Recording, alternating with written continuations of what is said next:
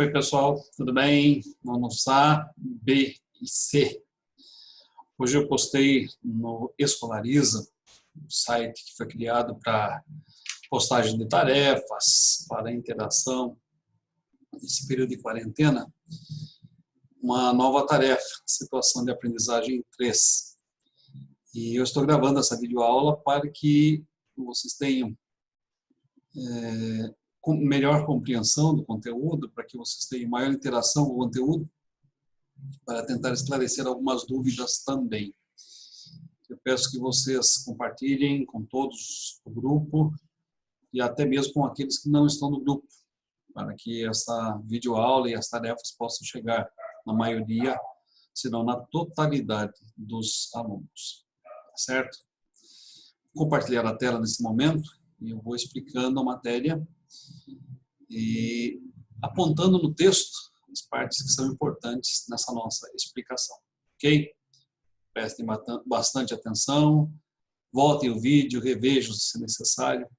Nossa intenção é que ninguém saia com dúvidas do assunto que nós vamos estudar. E o que nós vamos estudar na situação de aprendizagem 3 é o período regencial. Vou compartilhar a tela a partir deste momento.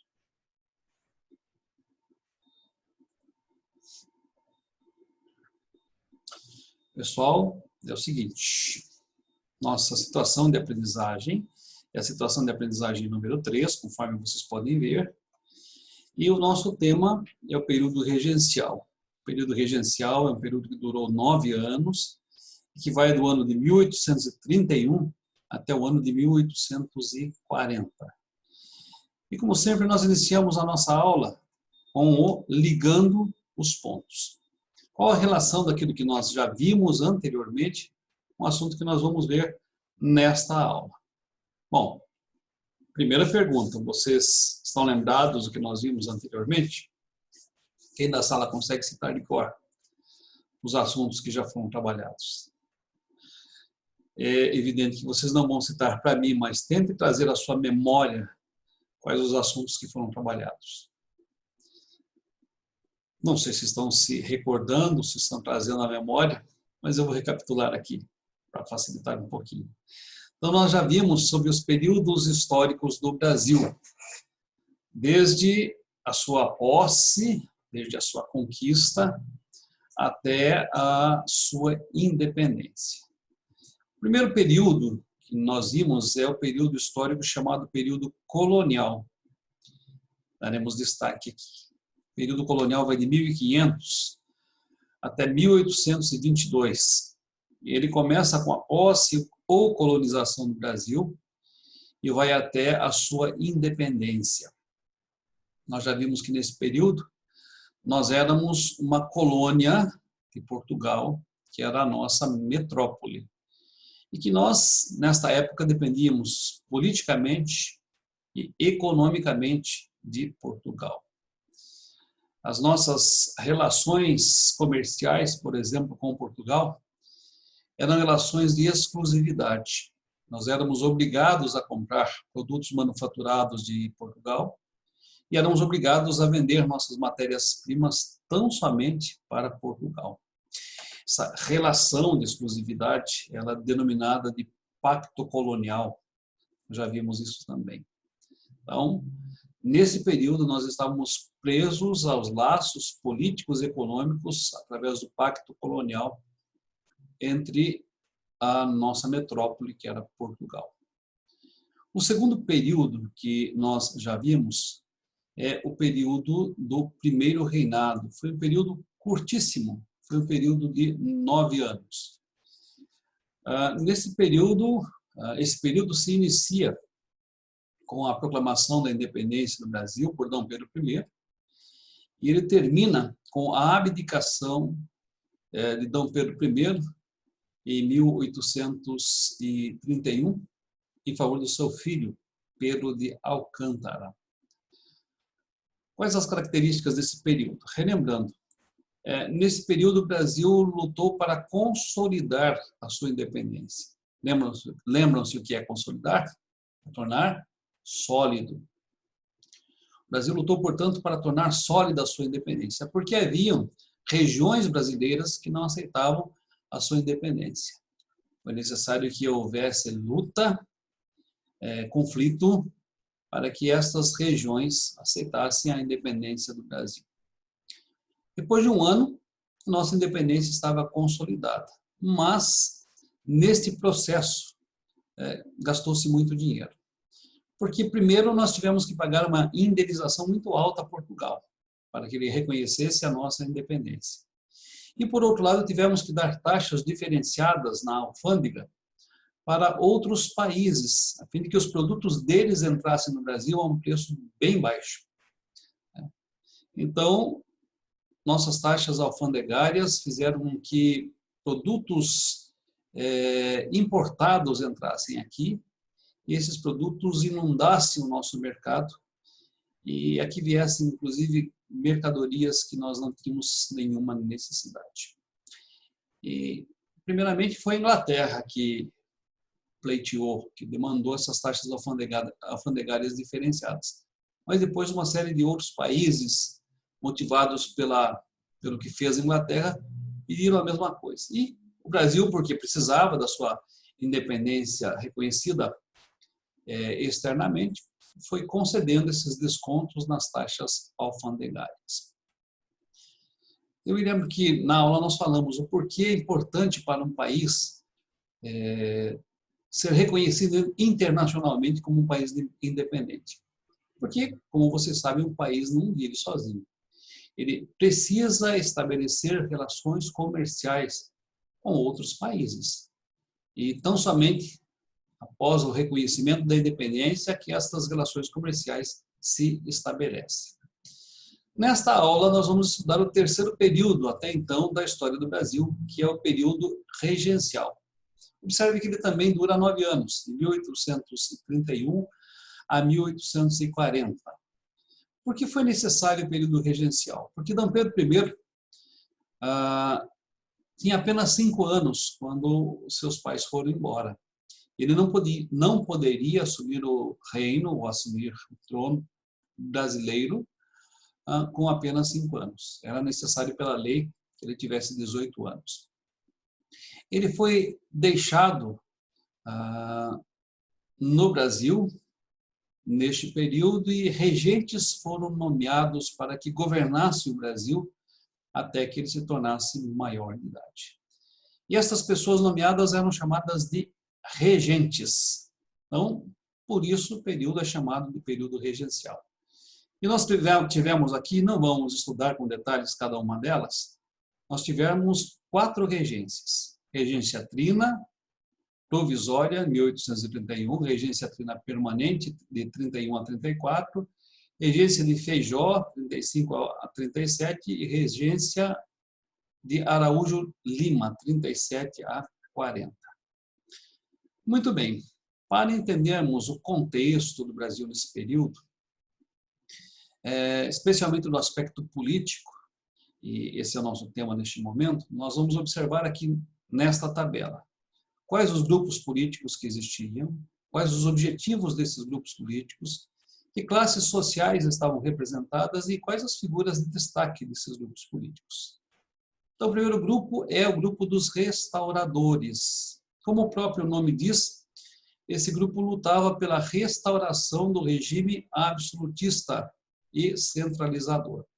Eles, na verdade, eles queriam o retorno de Dom Pedro I ao Brasil, e com isto o regime absolutista e centralizador. Acontece que Dom Pedro I ele morre em 1834. Um detalhe, ele morreu antes dos 50 anos, pessoal. Com a morte dele, esse grupo se desfez. Bom, quais as classes que faziam parte desse grupo?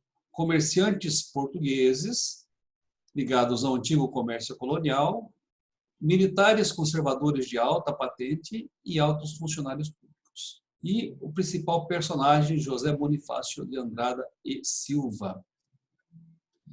O segundo grupo é o grupo dos liberais exaltados. Como o próprio nome indica, eles tinham ideias bem radicais, bem revolucionárias para a época. eles defendiam a descentralização do poder. O que é isso? Que o poder não ficasse apenas com uma pessoa e que essa pessoa governasse sobre o Brasil todo. Antes que o poder fosse dividido, fosse compartilhado com outras pessoas e que estas pessoas tivessem parte desse poder, especialmente nas províncias. E aqui, não sei se vocês se lembram, províncias eram os nomes dos antigos estados. Haviam províncias que eram maiores do que os estados, outras que eram iguais aos atuais estados. O que esse grupo defendia? Que nós tivéssemos uma figura central, que poderia ser o rei ou um presidente, mas que tivéssemos também governadores de estados e que esses governadores tivessem poder também, tivessem autonomia também dentro dos seus próprios estados. Percebo que muitos já defendiam aqui o fim da monarquia e desejavam algo que veio a ser realidade no Brasil tempos depois que foi a República. A República é bem diferente da monarquia. Na República nós escolhemos aqueles que nos governam, eles governam por um tempo determinado, podendo ou não serem reeleitos. Quais as classes sociais que compunham os liberais exaltados? As classes médias urbanas, conforme vocês podem ver aqui, os profissionais liberais, pequenos comerciantes, funcionários públicos modestos e militares de baixa patente e padres. Aqui são os principais personagens desse período: Cipriano Barata, Borges da Fonseca, Miguel Frias, Rangel Vasconcelos e Augusto Maia.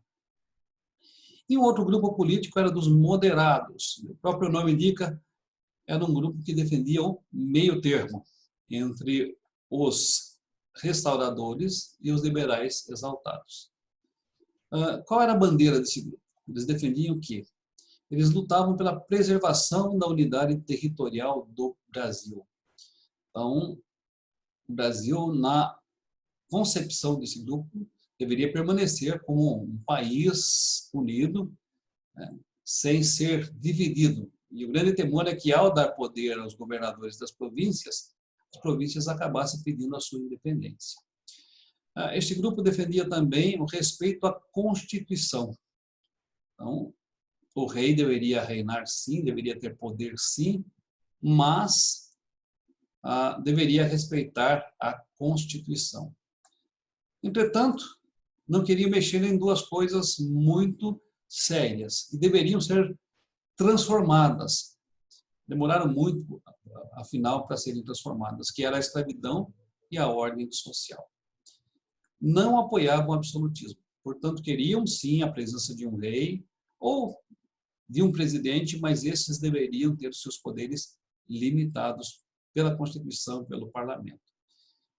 Quais as classes sociais que compunham esse grupo? Os grandes proprietários rurais, as oligarquias agrárias, e então termo para vocês pesquisarem, oligarquias, tanto de São Paulo quanto do Rio de Janeiro, de Minas Gerais e da região Nordeste. Os principais personagens: Padre Diogo Antônio Feijó, Evaristo da Veiga e Bernardo Pereira de Vasconcelos. Muito bem. Esses grupos políticos que vocês viram na tabela anterior, eles acabaram passando por transformações. Por exemplo, em 1834, os restauradores e os liberais exaltados tiveram sua participação política cada vez mais diminuída. Os restauradores, porque D. Pedro I morreu. E os liberais exaltados, porque as suas propostas eram muito revolucionárias para a época. E a política brasileira, então, passou a ser dominada pela ala dos progressistas e dos regressistas. Vamos ver rapidamente quem eram os progressistas. Os progressistas eram aqueles que eram favoráveis a um governo forte, portanto, que tivesse bastante poder político em suas mãos. Defendiam também a centralização desse poder no Rio de Janeiro, mas estavam dispostos a dar autonomia administrativa para as províncias, ou seja, que existissem províncias com governadores e estes tivessem uma certa medida de poder. Mais tarde, em 1840, eles passaram a ser chamados de Partido Liberal ou de Luzias. E quem eram os regressistas? Regressistas eram favoráveis à valorização do poder legislativo. E aqui, para quem não se lembra, poder legislativo no Brasil é composto por senadores e deputados federais, na esfera federal, por deputados estaduais, na esfera estadual, e por vereadores, na esfera municipal. Também defendia a centralização deste poder, do poder executivo no Rio de Janeiro, e lutavam pela manutenção da ordem pública. Eram contrários à autonomia das províncias. Mais tarde, em 1840, eles assumiram o nome de Partido Conservador ou Saquarense. Tudo bem até aqui, pessoal? Se necessário, voltem o vídeo, revejam as informações, façam isso lendo também o ponto que nós estamos fazendo aqui, que vocês não fiquem com dúvidas. Se tiver dúvidas, vocês podem me chamar lá no Escolariza, deixar um recadinho, que nós estamos prontos para esclarecer. Neste ponto, nós vamos ver a situação econômica do período regencial. Vocês se lembram que, para a nossa independência ser consolidada, o que nós tivemos que fazer? Baixar as taxas alfandegárias. E os produtos, então, de outros países começaram a vir em grande quantidade para o Brasil. Pois bem, o que isso provocou no Brasil? Provocou concorrência, certo? E o Brasil, nesta época, não estava em condições de suportar esta concorrência. Então, veja, o açúcar perdeu espaço para o açúcar das Antilhas Inglesas, um conjunto de ilhas que produzia açúcar e passou a concorrer com o Brasil. Isso fez com que o preço caísse. Além disso, o açúcar passou a enfrentar concorrência com o açúcar de beterraba. Não sei se vocês sabem, mas dá para fazer açúcar de beterraba. Então, passou a enfrentar concorrência com o açúcar de beterraba que era produzido nos Estados Unidos. O algodão era um produto de exportação do Brasil e passou a enfrentar concorrência com os Estados Unidos, que tinham técnicas avançadas de cultivo e conseguiam produzir em maior quantidade e a um preço menor do que o Brasil. E o Brasil também produzia couro, mas este couro também era produzido em outros países da América Latina. Então, a concorrência desse produto fez com que o preço do couro caísse no Brasil.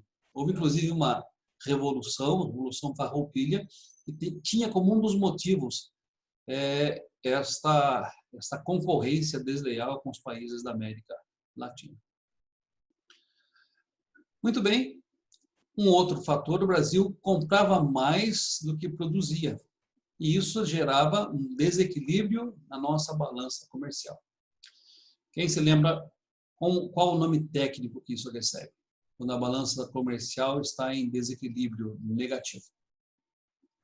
Quem se lembra? A palavra é déficit. Quando nós importamos mais do que exportamos, nossa balança comercial fica em déficit. E quando nós exportamos mais do que importamos, a nossa balança comercial fica em superávit. Guardem bem, esses dois conceitos são importantes. O terceiro ponto é que a nossa dívida externa aumentava cada vez mais. Se a balança comercial ficava em déficit, o que acontecia? O Brasil tinha que contrair empréstimos para honrar seus compromissos financeiros. Contraindo empréstimos, a dívida externa aumentava cada vez mais. Perceba que dívida externa é um assunto antigo na história do Brasil. Estamos aqui entre 1831 a 1840 e já existia a bendita dívida externa. Muito bem. O período regencial, foi marcado por uma série de revoltas ocorridas neste período e que geraram preocupação no Brasil. Então, vocês veem aqui a cabanagem, que ocorreu entre 1835 a 1840, a Revolução Farroupilha, que aconteceu entre 1835 a 1845, a Sabinada, que aconteceu entre 1837 a 1838, e a Balaiada, que aconteceu entre 1838 a 1841. Sabe aquela tradição de que o povo brasileiro é pacífico? Bem, isso não era muito verdade nessa época. Diversas revoluções aconteceram e algumas delas chegaram até a propor a divisão do território brasileiro, a independência de determinadas regiões, como, por exemplo, a Farroupilha. Pessoal, lá no Escolariza, no site, não há proposta de que vocês façam uma pesquisa sobre estas revoltas. Mas eu gostaria de pedir que vocês fizessem. Não precisa ser para a semana que vem, vocês têm um prazo de 15 dias para fazer essa pesquisa. Uma pesquisa rápida, 10 linhas, dizendo o que foi, o que ela propunha e quais os seus resultados. E aqui nós temos, então, a sequência de exercícios de fixação que vocês terão também lá no site Escolariza, tá certo? Espero que a nossa aula tenha esclarecido bastante dúvidas. Se necessário, volte a este vídeo, assista-o quantas vezes for necessário, para que vocês consigam aprender bem esta parte ainda que à distância. Conselhos finais, pessoal. Não desistam de vocês mesmos. Acreditem na capacidade que vocês têm para superar as suas dificuldades e para aprender. Segundo, não existe ninguém que seja burro e não tenha capacidade de aprender. Banam esta palavra do seu vocabulário. É para banir mesmo. Todos têm inteligência, todos têm capacidade de aprender, todos têm a capacidade de conhecer. Aproveitem isto, se valham disto e avancem nos seus estudos. Terceiro, realizem as atividades dentro daquilo que é proposto, indo até além daquilo que é proposto. Por quê? Porque o melhor gerente da sua vida é você. Ano que vem vocês ingressarão no ensino médio, alguns de vocês ingressarão em escolas técnicas. E quanto mais vocês estudarem, melhor. Então, avancem como autodidatas, como pessoas que estudam sozinhas, usando todos os recursos que estão à disposição. Faça isso colocando-se por inteiro. Não faça pela metade. Coloque-se por inteiro naquilo que vocês estão fazendo. Uma quarta coisa, lembre-se que o tempo pode ser o nosso maior amigo ou nosso pior inimigo, dependendo do uso que nós fazemos das oportunidades. Tá certo? Pessoal, um grande abraço, um grande beijo, estou morrendo de saudade de vocês. Fiquem com Deus. É isso aí, pessoal. Até a semana que vem, se Deus quiser.